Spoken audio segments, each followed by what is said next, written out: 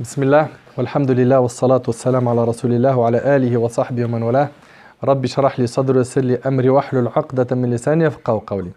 Alors mes petits frères, mes petites sœurs, on va essayer en cette petite heure de vous raconter une histoire qui est riche en leçons.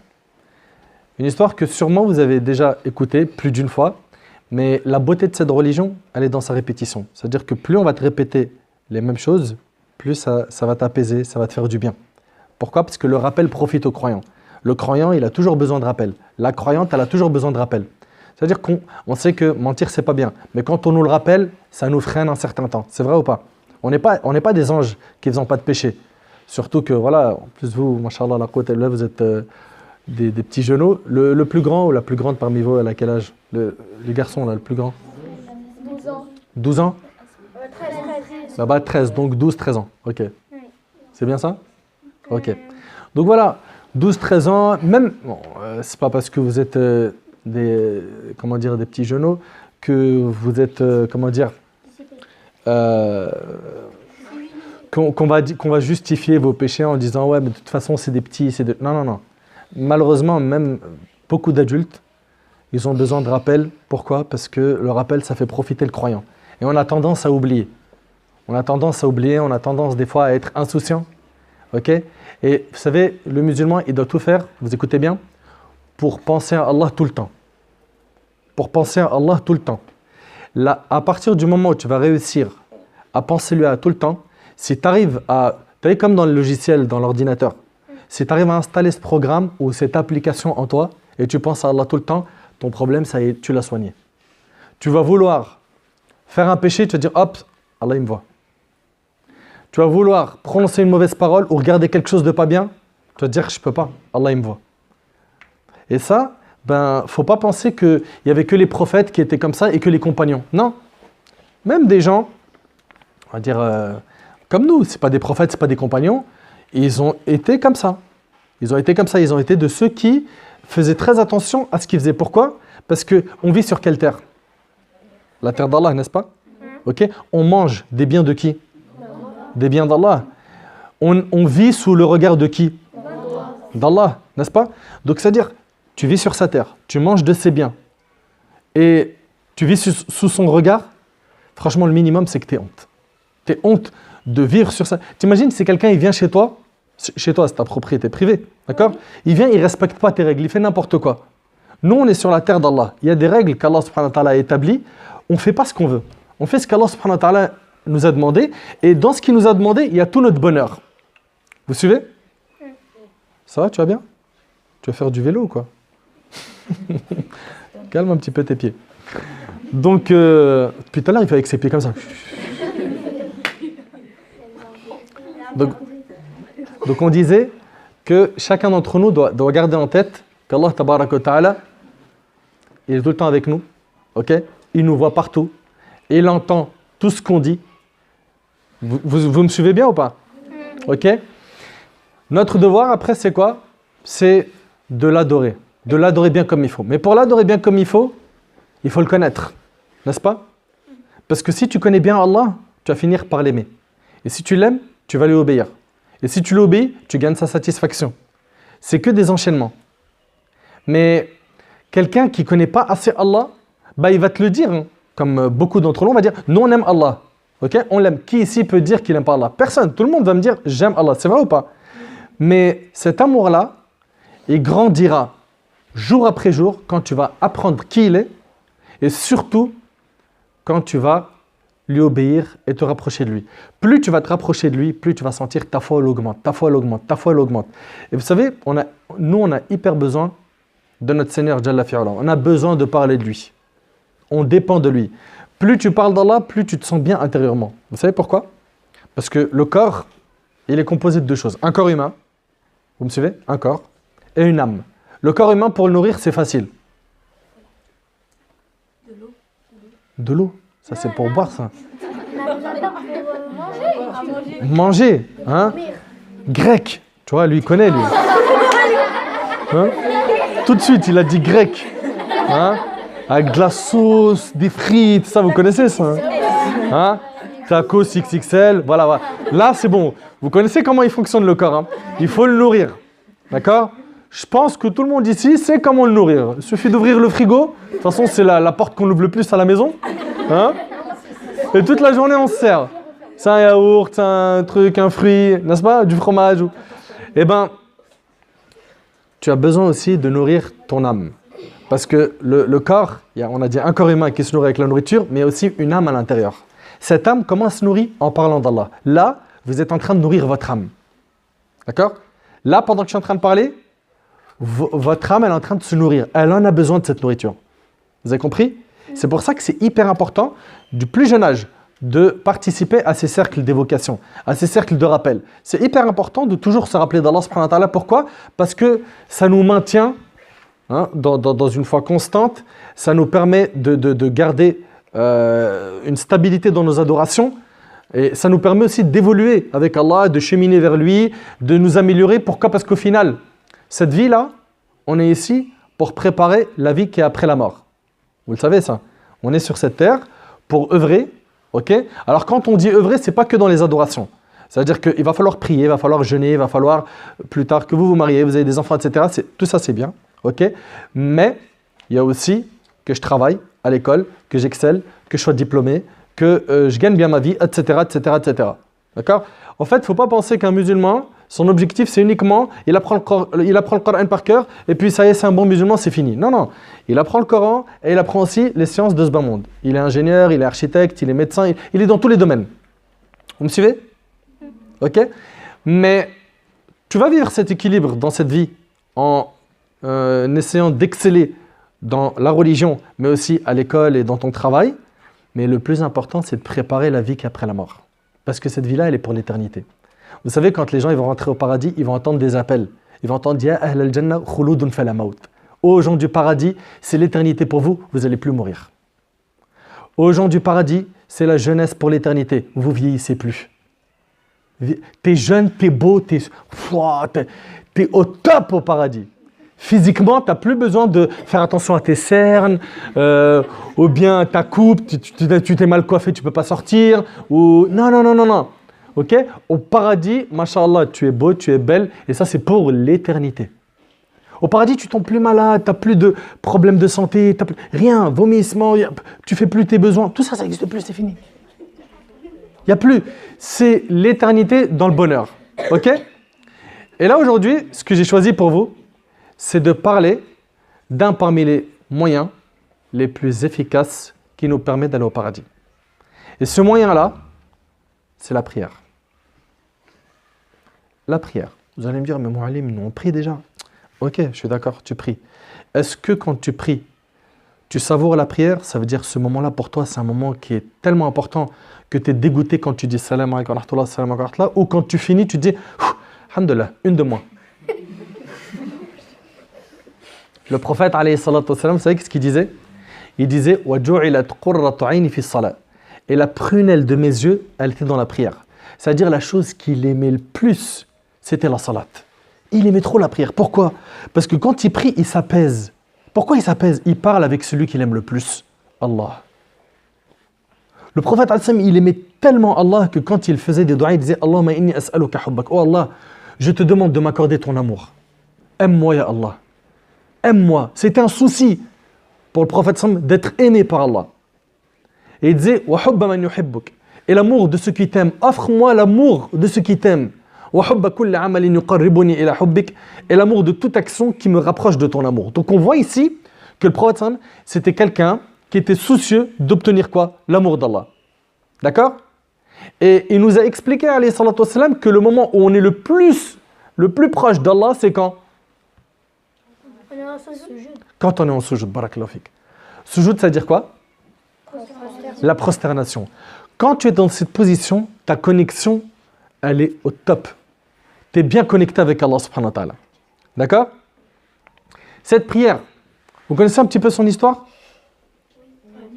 Justement, on va se rappeler un petit peu, en résumé, l'histoire de ce fabuleux voyage qui est Rihlatul Isra wal Mi'raj, le voyage nocturne et l'ascension. Le voyage nocturne. Nocturne, ça veut dire quoi? Nuit. Le voyage de nuit. Très bien. L'ascension, ça veut dire quoi? C'est qu'il est monté, en fait, il était sur terre, puis après il est monté au-dessus des 7 yeux. Voyons un petit peu cette histoire en résumé. Le prophète, alayhi salatu wassalam, il est près de la Kaaba. D'accord? À cette époque-là, il faut savoir que Quraysh, vous connaissez Quraysh? C'est qui Quraysh? C'est ceux qui ont voulu énormément au prophète sallam de son vivant. Hein? C'est des gens qui l'ont même chassé de la Mecque. Vous me suivez? Ils ont été très méchants avec lui, avec les compagnons, ils ont fait souffrir les compagnons. Le prophète, alayhi salatu wassalam, il est triste de ce qu'il vit à Mecca, et Allah subhanahu wa ta'ala, il lui offre un super beau cadeau. Ce cadeau, c'est ce voyage. Eh bien, Jibril alayhi salam, il est venu, alors que le prophète alayhi salatu wassalam était tout près de la Kaaba, et il lui a ramené un animal qui s'appelle Al-Buraq. Cet animal, il a quoi comme particularité? C'est un cheval qui vole. C'est pas un... Non, c'est pas un Pégase. Il vole super vite. Il est capable d'aller au ciel. Alors, c'est une bête qui n'est pas réellement un cheval, mais c'est une bête en fait, une monture qui est très rapide. Très, très, très rapide. Elle est tellement rapide qu'en fait, elle pose son pas là où son œil, regarde bien, tu as vu ton œil, là où ton regard porte. C'est-à-dire la chose, quand tu es dans la rue, la dernière chose que tu vois avec ton œil, eh ben, c'est là-bas où elle met son premier pas. Donc elle est super rapide. Elle est super rapide. Elle est très rapide. Et à l'époque, il fallait compter plusieurs jours pour aller de la Mecque à Jérusalem, Al-Quds. Et là, le prophète, alayhi salatu wassalam, il va monter sur le dos de l'Buraq et en une nuit, il se retrouve à Bayt al-Maqdis, à Jérusalem, par, la cause de cet animal. Les gens à son époque, ça c'était quelque chose d'impossible. Il fallait prendre une monture, un chameau ou autre, et puis il fallait prendre plusieurs jours, plusieurs semaines pour arriver à Bayt al-Maqdis.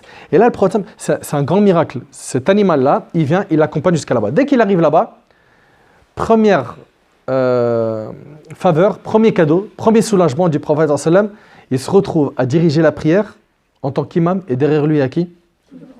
Tous les prophètes. Moussa alayhi salam, Isa, Ibrahim. Vous imaginez tous ces prophètes qu'on a étudié leur biographie dans le Coran, hein, dans les livres d'histoire, etc. Ils sont derrière lui et c'est lui qui dirige la prière. C'est un honneur, c'est un grand cadeau, c'est un immense mérite. Puis après, le prophète alayhi salatu wassalam, va monter sur le dos de Jibril. Et là, deuxième voyage commence.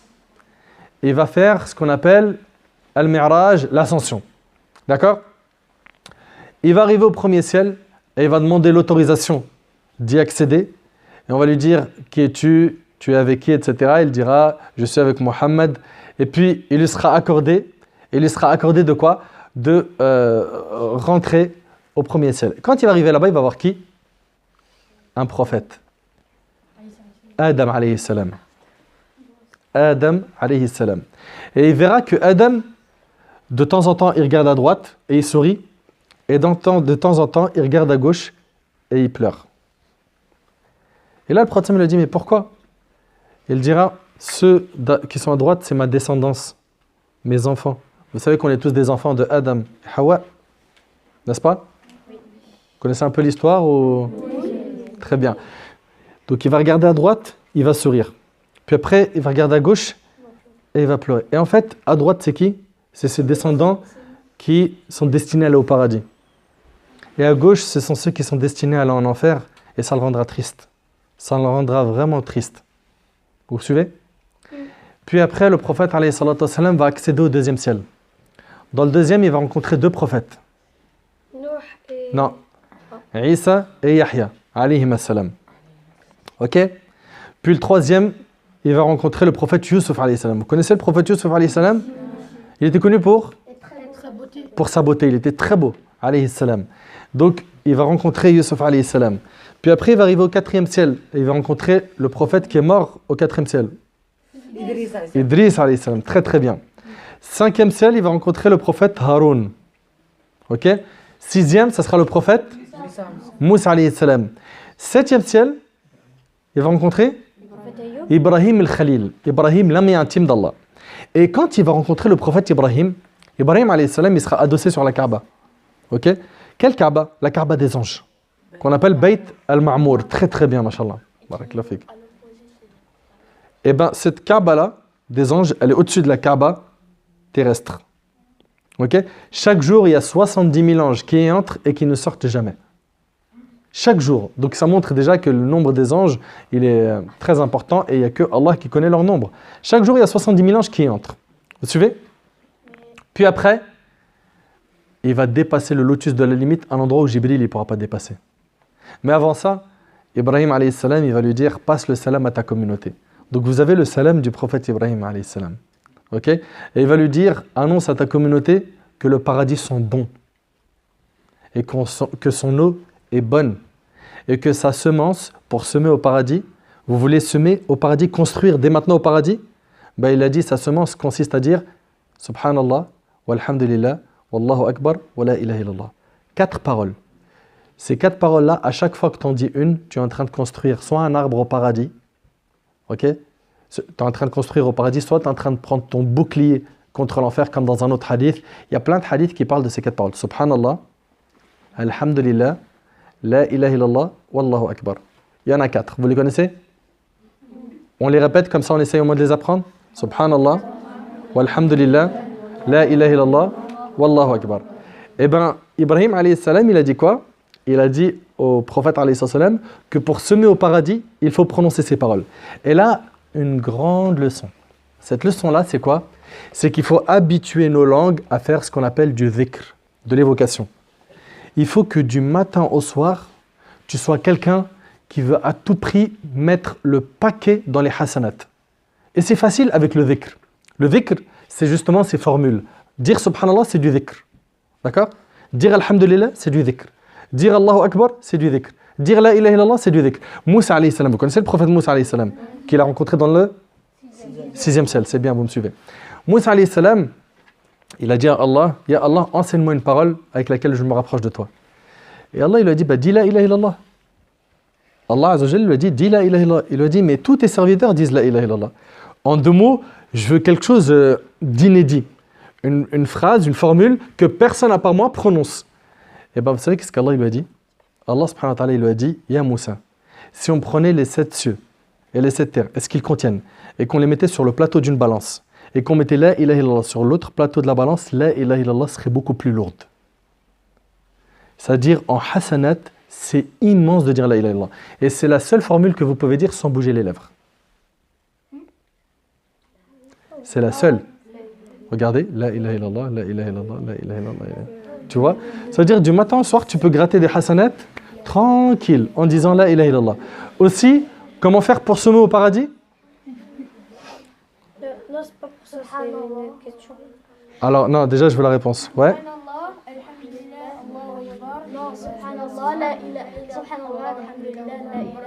Très bien. Subhanallah, walhamdulillah, la ilaha illallah, wallahu akbar. Ok? Ça, le prophète il a dit, pour chacune d'elles, c'est un arbre au paradis. Et attention, les arbres au paradis, c'est pas des arbres comme ici, hein, les arbres marrons avec des feuilles vertes. Non, au paradis, ça n'a rien à voir. Hein. La ressemblance de ce qu'il y a au paradis avec ce qu'il y a sur terre, c'est que dans le nom. C'est que dans le nom, pas dans la forme. Vous avez compris? C'est-à-dire que nous, quand on parle d'un arbre, on imagine un arbre donc avec un tronc, hein, des branches, des feuilles vertes ou des pommes, etc. Okay? Non, non, non, non. L'arbre au paradis, on ne peut pas l'imaginer. Il est trop beau. Okay? D'ailleurs, dans des affaires de pieux prédécesseurs, ils disent que le tronc, il est en or. Les branches en or, des perles précieuses. C'est quelque chose qui dépasse. Okay? Ça, c'est pour l'arbre. Alors, imaginez les maisons. Le parterre, juste le sol, il est impressionnant au paradis. Juste le sol. Les gens, ils vont rester comme ça, ils vont dire, mais j'ai jamais vu ça de ma vie. Le sol. Tu vois, que le sol. Les constructions, les maisons, je ne vous en parle même pas. Je vous en parle même pas. Donc, oui, tu voulais me dire? Le prophète, quand il est monté aux 7 cieux, il n'a pas vu tous les prophètes. Non, il n'a pas vu tous les prophètes. Il a vu ceux qu'on a cités. Les autres, ils ne sont pas allés au paradis? Ah non, on ne parle pas de paradis là. Là, on ne parle pas de paradis, on parle dans les cieux. Ah oui. On parle. Inch'Allah, tous les prophètes, ils sont au paradis. Ça, pas de discussion dessus. D'accord? Il a juste vu au premier ciel, vous vous rappelez? Adam, deuxième? Isa, très bien, troisième? Non. Yusuf alayhi salam, quatrième? Bah non. Quatrième ciel. Bah alors, reconnecte-toi. Cinquième, Haroun. Sixième, Moussa alayhi salam. Septième, Ibrahim alayhi salam. Et après, Allah subhanahu wa ta'ala l'a fait dépasser un endroit que personne n'a dépassé avant lui. C'est Sidratul Muntaha, ce qu'on appelle le lotus de la limite. Quand il a dépassé cet endroit, il a enfin parlé avec Allah. J'aimerais que vous essayiez d'imaginer un petit peu ce moment-là. Wallahi al-azim, c'est un moment... Vous savez, le plus beau cadeau qu'on aura au paradis, c'est le fait de voir Allah. D'ailleurs, Ibn al-Qayyim, rahimahullah, il rapporte que quand les gens ils vont aller au paradis, écoutez attentivement, eh ben, ils vont entendre quelqu'un qui va les appeler, qui va leur dire « Allah vous demande de venir le voir, venez le voir ». Et ils diront « Sami'na wa ata'na ». Nous avons entendu, nous avons obéi. Puis ils iront tous et ils se dirigeront à un endroit, une vallée, où il leur a été donné rendez-vous pour qu'ils voient Allah. Vous suivez?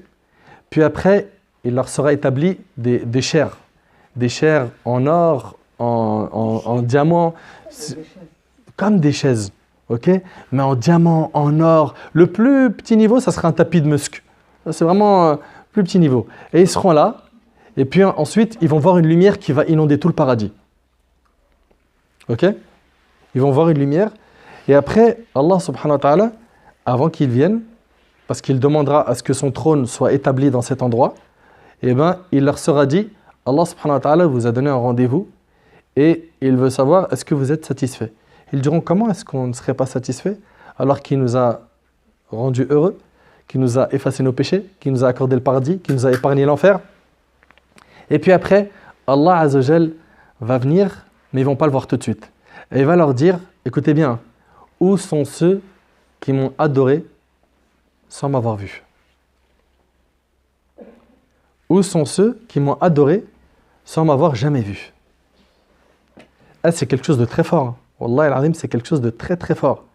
Puis après, il dira, Azza wa Jal, après cela, est-ce que vous voulez quelque chose d'autre? Donc, bien sûr, ils vont lui dire, mais Allah, tu nous as tout donné.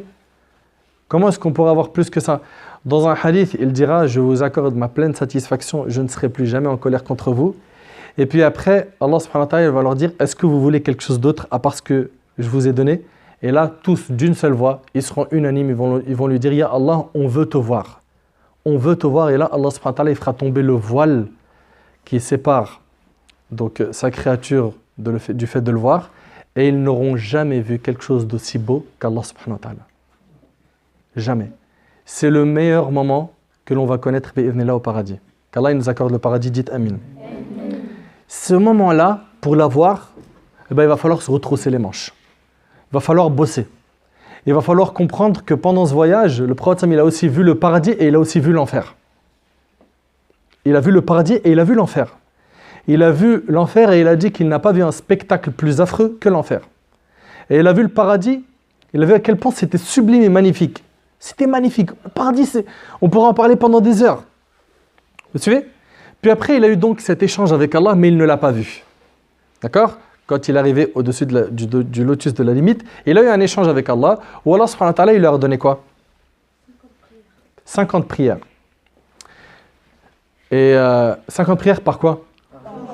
Par jour. C'est ce qu'on prie aujourd'hui? Non. Pourquoi? Lève ta main. Mohammed qui? Alayhi salatu wassalam. Attention, on ne dit pas Mohammed comme ça. Quand on dit Mohammed, on dit alayhi salatu wassalam.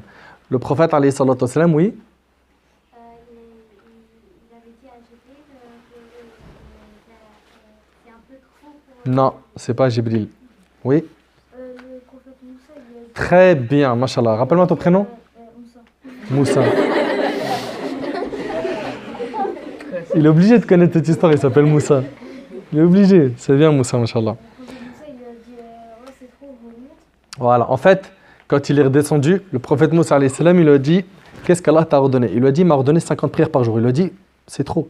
Il demande la diminution, et ça a été diminué jusqu'à ce que la prière a été rendue combien?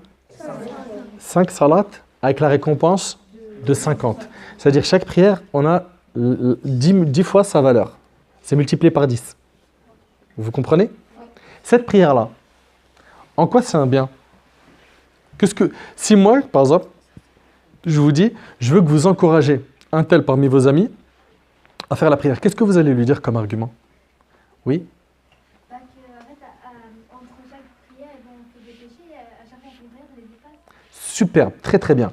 Alors, ça c'est très bien. Elle a dit que entre chaque prière, on fait des péchés. Est-ce que nous, on est des anges? Non. On fait des péchés. C'est vrai ou pas? Tu viens, tu mets une chliquette à ton copain, ou tu mens, hein? Tu mens, ou bien voilà, tu dis voilà, t'embêtes quelqu'un, ou d'accord? Tu te moques de lui, d'accord? Eh bien, ces péchés-là, quand tu fais la prière d'après, ils sont effacés. Et le prophète Sami nous a dit en fait que les prières sont semblables à quoi?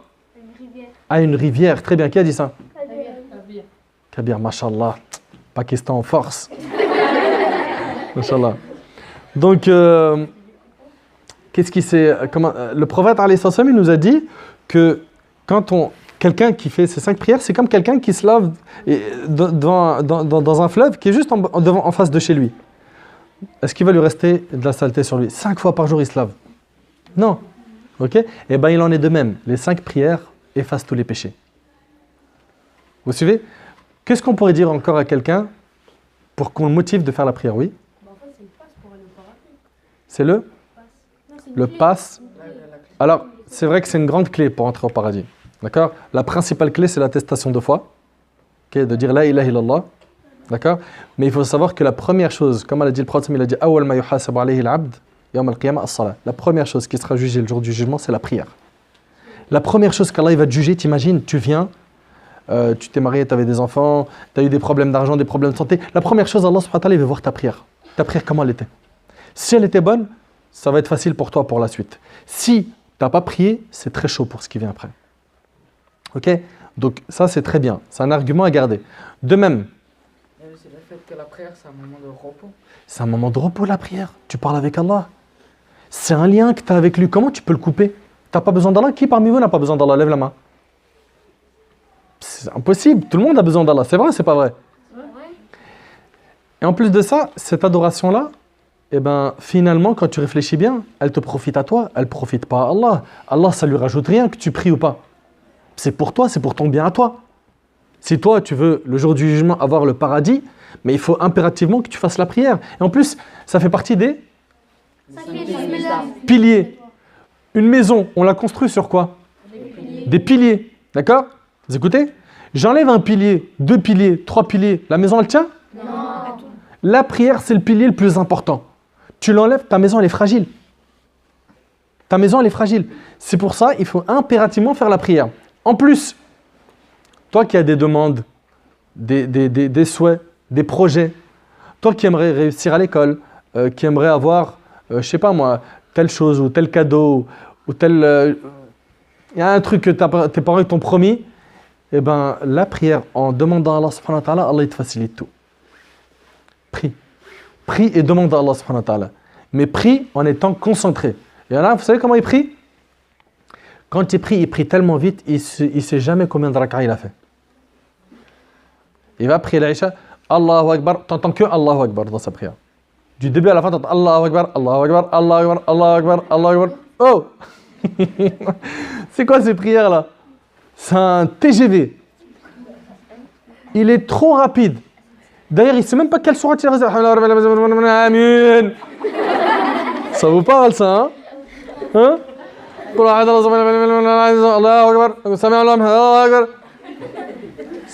C'est correct de prier comme ça, franchement? C'est un moment où normalement on prend notre temps. Quand tu es avec quelqu'un que tu aimes bien, hein, un ami à toi qui vient à la maison, okay, tu ne veux pas qu'il parte, tu veux rester avec lui un maximum. Oui. Tu veux jouer avec lui, parler avec lui, discuter, rigoler. Pareil pour les filles, n'est-ce pas? Comment ça se fait, Allah, qu'on aime plus que tout? Quand on commence la prière, on est pressé de le quitter. Ça, c'est normal, ça? Non. C'est pas normal. On doit prendre notre temps de savourer ce moment. De savourer chaque parole qu'on dit. Quand on dit Allahu Akbar, c'est-à-dire Allah, il est plus grand que tout. Ça y est, j'oublie les jeux, la PS, la Xbox, la Nintendo Switch.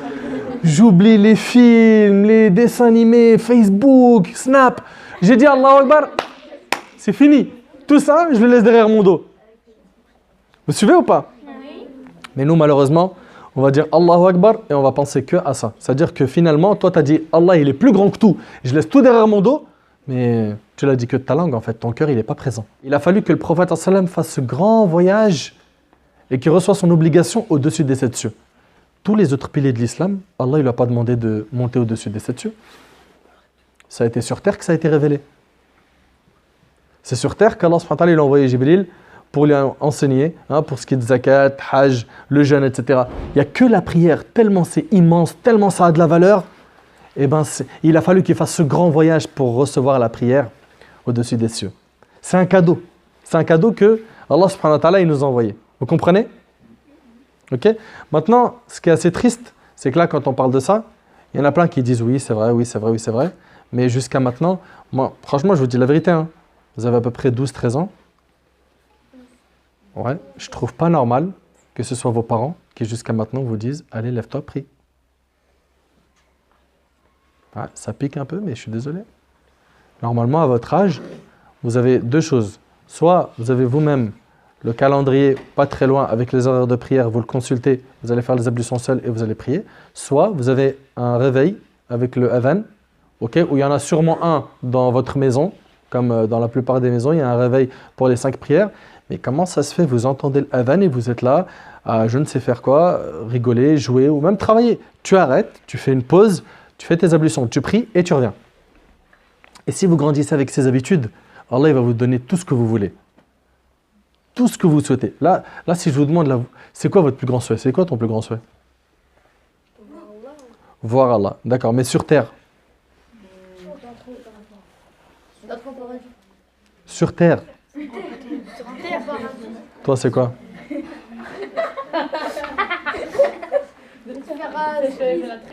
Avoir un overboard? C'est quoi? Ok, toi, c'est quoi? T'as pas? Toi? Ouais. Toi? Non? Toi? Toi, ouais. Oui, toi. Ta voisine. Toi. Toi, justement, la voisine à droite. Tu veux rien? T'as tout? Chef d'entreprise de? Fabrication de muscles? Là-bas au fond? Ouais. D'avoir une grande piscine? Chut, s'il vous plaît. Comment? Être pédiatre et délivrer la Palestine? Masha'Allah. Allah yabarak. Toi là-bas au fond? Voyager. Toi? Toi? Non, la voisine à côté. Non? Non plus? D'accord. Donc, alors déjà, vous écoutez attentivement s'il vous plaît. Premier objectif qu'on doit avoir, c'est qu'Allah subhanahu wa ta'ala soit satisfait de nous. Ok? Si on a ça, on a tout gagné. Parce que si Allah subhanahu wa ta'ala il est satisfait de nous, vous écoutez attentivement, il va tout nous donner.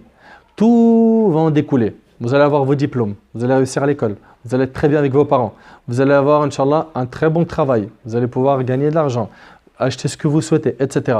Ça passe par le fait qu'Allah soit satisfait de vous. Donc c'est la base, il faut se concentrer sur ça. D'accord? J'ai un objectif, c'est Allah subhanahu wa ta'ala, il soit satisfait de moi. Parce que s'il est satisfait de moi, il va tout me donner. Il va me donner ici ce que je souhaite et après la mort, il va me donner le paradis. Vous me suivez? Ok? Donc ça, il faut bien le garder en tête, oui. Mais comme parce qu'il y a des personnes, parfois, elles sont pas musulmanes, et pourtant, elles ont des trucs et ça, elles sont des biens. Elles sont? Elles ont des biens et tout ça. Ouais, parce que Dieu, il n'est pas injuste. Voilà. Ceux qui font des efforts pour, construire des entreprises ou autres, Allah, il donne à tout le monde, aux musulmans et aux non-musulmans. Le prophète, alayhi salatu wassalam, il a fait ce voyage. Puis après, la prière, elle a été réduite à 5, avec la récompense de 50. Quand il est redescendu et qu'il a parlé avec Quraysh, il leur a dit, cette nuit, j'étais à Al-Quds. Ils lui ont dit quoi? Impossible, tu mens. Et là, subhanallah, ils n'ont pas cru. Il leur a dit, je vais vous décrire ce qu'il y a là-bas. Vous savez, Allah subhanahu wa ta'ala, il lui a montré devant lui des images où il pouvait décrire chaque endroit. Il disait, là-bas, il y avait ça, et à côté de ça, il y a ça, et à côté de ça, il y a ça. jusqu'à ce qu'il leur ait donné tous les détails de ce qu'il a vu là-bas. Et là, à ce moment-là, au lieu de croire en lui, de dire « Waouh, c'est un prophète, il a fait quelque chose de miraculeux », une fois de plus, ils ont dit quoi? C'est un magicien, c'est un sorcier, etc. Ils continuaient à refuser de reconnaître que c'est un prophète. Alayhi salatu wassalam. Donc de ce voyage, qu'est-ce qu'on tire comme leçon? On tire comme leçon que le prophète, alayhi salatu wassalam, Allah, il n'a pas abandonné quand il était en difficulté. Et c'est pareil pour vous. Si vous avez des difficultés dans votre vie, d'accord, que ce soit de la famille ou autre, eh ben, il faut savoir qu'Allah, il n'abandonne pas ceux qui ont des difficultés quand on lui demande son aide, son soutien. D'accord? Deuxièmement, ce grand cadeau qu'est la prière. Pour rien au monde, on lâche la prière. Vous avez entendu? Pour rien au monde. La prière, pour rien. Oui, mais voilà, j'ai envie de jouer. Prie et après joue. Ouais, mais j'ai envie de manger. Ok, si tu as hyper faim, mange, prie après, à condition que tu aies le temps de faire cette prière. Parce que si en mangeant, tu vas rater la salat, le temps de la prière va sortir. Non, là d'abord tu pries, puis après tu manges. Vous suivez? Je suis trop fatigué pour faire la prière. Repose-toi. Encore une fois, s'il reste du temps pour faire salat, et puis une fois que tu es reposé, tu fais salat. Mais pour rien au monde, subhanallah, vous savez, le prophète, alayhi salam, il a même dit à un compagnon, prie debout. Si tu es incapable de prier debout, quelqu'un par exemple, il est très malade, il peut prier assis. Ok? Et quand il a prié assis, il va prier comme ça. C'est-à-dire là, c'est la position debout, ok, il est sur la chaise. Quand il va s'incliner, il va juste avancer un petit peu sa tête. Quand il va se prosterner, il va juste avancer un petit peu plus. Vous suivez? C'est facile dans la religion. Puis, si il est incapable de prier assis, à ce moment-là, il prie allongé. Comment allongé? Avec ses yeux. Si, avec ses yeux, donc, comme ça, c'est là, quand il a les yeux, en fait, il est allongé. Quand il regarde en haut, c'est il est debout. Quand il baisse un peu ses yeux, il est incliné. Quand il baisse encore plus, il est prosterné. Ok? Ça serait par exemple quelqu'un qui vient de sortir d'une opération à l'hôpital et il ne peut pas bouger de son lit. Tu me suis? Lui, on ne lui dit pas, rate la prière. Non. Donc la prière, il n'y a pas de raison. Vous devez la faire et à l'heure. Et comprendre ce que ça veut dire, Alhamdulillahi Rabbil Alamin, Ar-Rahman Ar-Rahim. Vous savez, quand vous priez, Allah subhanahu wa ta'ala, il dit, Qasamtu salat bayni wa bayna abdi nisfayn, wa li abdi masa'al. Allah subhanahu wa ta'ala, il dit, j'ai séparé ma prière, ou plutôt, j'ai séparé la prière en deux parties. Ok? Et j'accorderai à mon serviteur ce qu'il m'a demandé. Quand il dit, Alhamdulillahi Rabbil Alamin, Allah, il te répond. Il dit, Hamidani abdi. Mon serviteur m'a fait des éloges. Hein? Il m'a remercié. Ar-Rahman Ar-Rahim, Malik Yawmiddin, Majjadani Abdi, etc. À chaque fois que tu vas dire une parole, il faut savoir qu'Allah subhanahu wa ta'ala, il te répond. Donc c'est pour ça que dans la Fatiha, tu dois comprendre que tu es en train de parler avec Allah, c'est un dialogue. Ok? Tu dis un verset, laisse un temps. Ne sois pas speed. Amin. Non, c'est pas correct ça. D'accord? Et donc voilà, de bien garder en tête cette salat. Vous avez compris? Maintenant, plus vous allez grandir, plus vous allez voir, il y a des choses qui vont vous attirer. Les téléphones, les jeux, les sorties, etc. Encore une fois, je le dis et je le répète, ce n'est pas parce que tu grandis et que tu as des besoins d'activités, de loisirs, etc., que ça rentre en contradiction avec ta religion. Non, l'un n'empêche pas l'autre. Joue, amuse-toi, sors, mange, etc., mais prie. D'accord? Il ne faut pas que tu en fasses un blocage. Vous me suivez ou pas? Puis il y en a aussi, des fois, quand ils ne font pas la prière, ils disent « Moi, je ne peux pas faire la prière parce que je fais trop de péchés. » Je fais trop de péchés. Ça fait hypocrite. Si je prie alors que je fais des péchés, c'est pas bon. Alors, l'idéal, c'est de lui dire « Arrête de faire les péchés. » Okay? Au lieu d'arrêter la prière, arrête plutôt les péchés. Okay? Mais des fois, c'est difficile. Il me dit « Ouais, j'arrive pas. » Eh bien, c'est avec l'aide de la prière que tu vas réussir à arrêter les péchés. C'est en priant et en te prosternant et en demandant à Allah qu'Allah va te donner la force pour arrêter petit à petit les péchés. Inna salata kanat ala al-mu'minina kitaban mawquta. La prière, il faut la faire à l'heure, comme a dit Allah subhanahu wa ta'ala, mais aussi Inna salata tanha anil fahsha'i wal munkar. La prière préserve des turpitudes et du blâmable. Vous suivez? Donc voilà en résumé, mes petits frères, mes petites sœurs, le message du voyage nocturne. Ok? Et le prophète, il a vu le paradis et l'enfer. Et quand il a vu le paradis et l'enfer, il les a décrits. Il les a décrits. Et même une fois, dans un hadith, il disait, écoutez bien, il disait, je vous ai mis en garde contre l'enfer. Je vous ai averti contre l'enfer, je vous ai averti contre l'enfer. Et à chaque fois qu'il disait ça, il tournait un peu son visage. Et les compagnons ils disaient, c'est comme si qu'ils voyaient le feu. Vous suivez? Donc voilà, nous si on veut le paradis d'Allah subhanahu wa ta'ala et s'écarter de son châtiment, il va falloir qu'on soit des bons musulmans. Donc ça passe par quoi? Le comportement avec Allah subhanahu wa ta'ala, il nous demande des choses, on les fait. D'accord? Le comportement avec tes parents. C'est pas normal que certains parents ils craquent avec leurs enfants, ils sont toujours là à leur crier dessus, les menacer, punition sur punition. Non. Il faut que tu fasses en sorte que tes parents te trouvent agréable, que tu sois à leur service, que tu les aides, que tu fais tes devoirs sans qu'on te court derrière, que tu écris tes devoirs. Parce qu'il y en a plein, ils écrivent pas leurs devoirs et puis ils reviennent le lendemain. Je savais pas que j'avais des devoirs, je savais pas que j'avais un contrôle. Ça, c'est... Mais bien sûr, sans me dire c'est lui, je le sais, t'inquiète pas.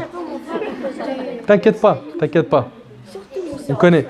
Donc voilà, tu excelles avec tes parents, avec les voisins, avec la famille. Toujours le sourire, toujours le bon comportement. Tu tiens la porte aux gens, d'accord? Tu aides, tu dis des bonnes paroles. Et de cette manière-là, petit à petit, tu vas voir que tu vas grandir avec ces bonnes habitudes et ça sera des automatismes jusqu'à ce que tu puisses rentrer avec tes pieds au paradis et que tu dis franchement, heureusement quand même qu'on a écouté les rappels quand on était dans la vie d'ici-bas. Ah ouais, hein, le jour où le frère Nader il est venu nous parler, le jour où tel imam il nous a parlé, le jour où j'ai écouté mes parents, le jour où j'étais à la mosquée, l'imam il a dit ça et je l'ai écouté. Alhamdoulilah, ça m'a servi aujourd'hui, je suis au paradis enfin. C'est ce qu'on espère tous ou pas? Pour ça, il va falloir faire énormément d'efforts, surtout dans le comportement. Ne pas tout de suite se mettre en colère et crier, hurler, insulter. Il faut se maîtriser et être fort. Et je demande à Allah subhanahu wa ta'ala de me faciliter ainsi que vous d'être au paradis, dites amin. Je demande à Allah subhanahu wa ta'ala de nous pardonner nos péchés, de nous accorder une bonne fin, de nous utiliser dans le bien tant qu'on est dans cette vie, de faire de vous des exemples, des modèles, de faire de vous des pieux, des personnes qui seront très importantes et influentes dans notre société et qui seront surtout utiles là où ils se trouvent. أسأل الله سبحانه وتعالى أن ينفعني بما قلت وينفعكم بما سمعتم هذا ما أعلم الله عز وجل أعلى وأعلم سبحانك اللهم وبحمدك أشهد أن لا إله إلا أنت أستغفرك وأتوب إليك. On se contente de ça, Inch'Allah, et je vous dis à la prochaine, bi'idhnillah.